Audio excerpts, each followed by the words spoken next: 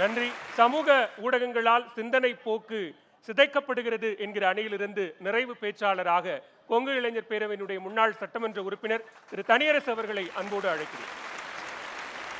காசாவில் இப்பொழுது நாம் இங்கு விழா நடத்தி கொண்டிருக்கிற பொழுது நம்முடைய சமூகத்தில் 38,000 சாதாரண அப்பாவி மக்கள், குழந்தைகள், பெண்கள் பாலஸ்தீனத்திலே காசாவில் 38,000 பேர் நேற்று வரை மரணித்து விட்டார்கள். குண்டுமலை பொழிகிறது.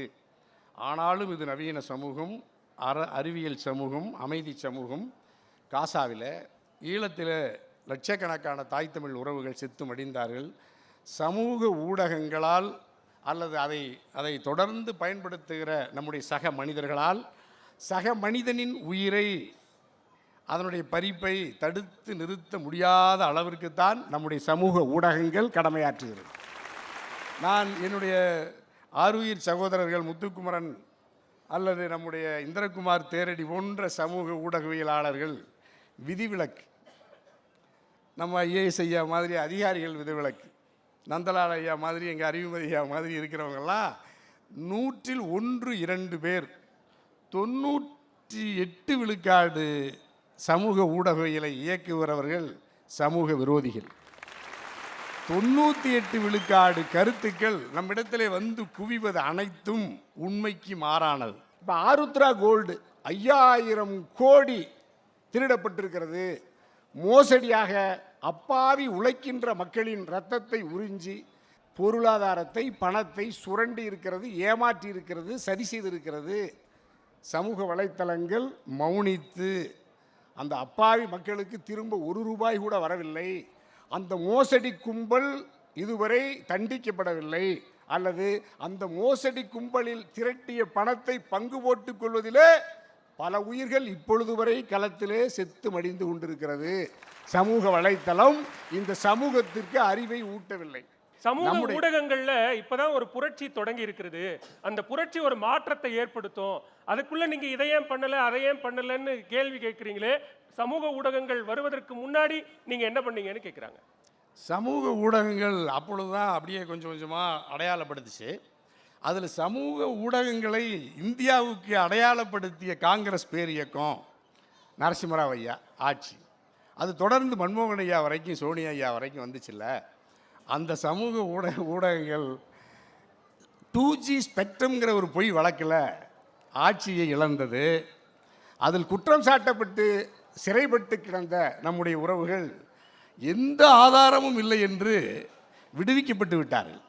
நடத்தியது வழக்கை இந்திய நாட்டினுடைய உலகத்தின் புகழ்பெற்ற CBI, மத்திய குற்ற புலனாய்வு அமைப்பு.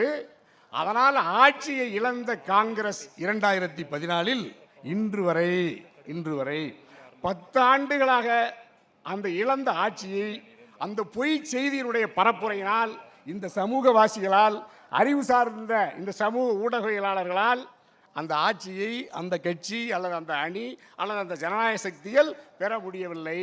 என்ன காரணம்? அதுதான் அறிவு, அதுதான் சமூக ஊடகம்.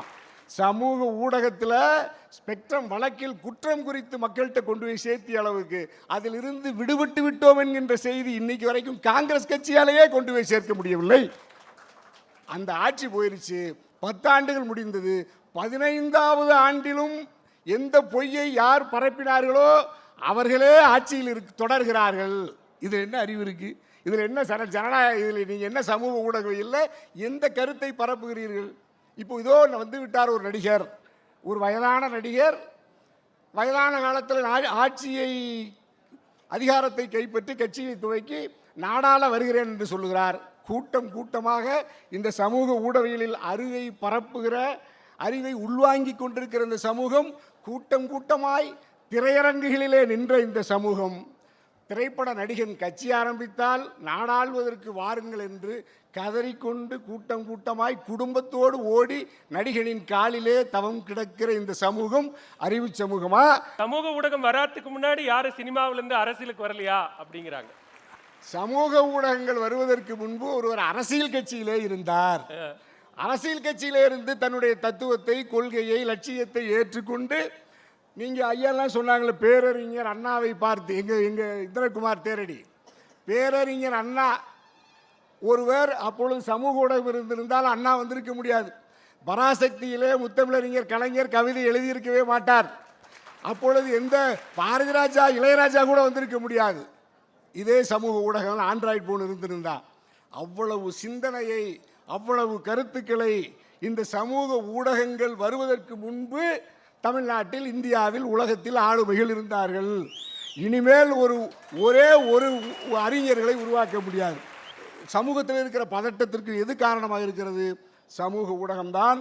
சமூக ஊடகத்தால் இந்த சமூகம் சிதைக்கப்படுகிறது, சிந்தனை மழுங்கடிக்கப்படுகிறது. சமூக ஊடகவியலிலே, சமூக ஊடகத்திலே தன்னுடைய கருத்தை பரப்புபவர்கள் குண்டர்களாக சிறைப்படுகிற கொடுமை இந்த நாட்டிலே இருக்கிறது.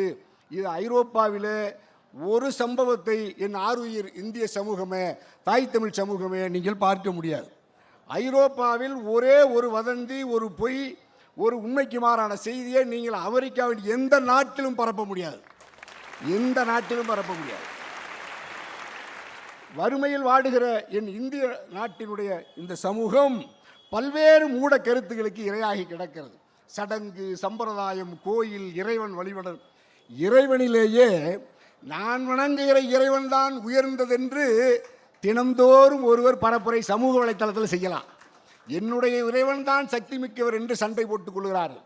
நான் பிறந்த சாதிதான் உயர்ந்தது, என்னுடைய சமூகம் சாதிதான் ஆண்ட பரம்பரை அப்படின்னு 24 மணி நேரமும் தங்குதடை இல்லாமல் ஒருவர் பொய்யான பரப்புரை செய்து எங்களுடைய தேரடியும் முத்துக்குமார்னு சொன்ன மாதிரி சமூகத்திற்குள் இணக்கத்தை உருவாக்குவதற்கு மாறாக இடைவெளியை பெரிதாக்குகிற கொடுமை சமூக வலைத்தளங்களால், சமூக ஊடகங்களால் நடத்தப்படுகிறது என்று நான் முதல் சுற்றிலே பதிவு செய்து நிறைவு செய்கிறேன். நன்றி, வணக்கம்.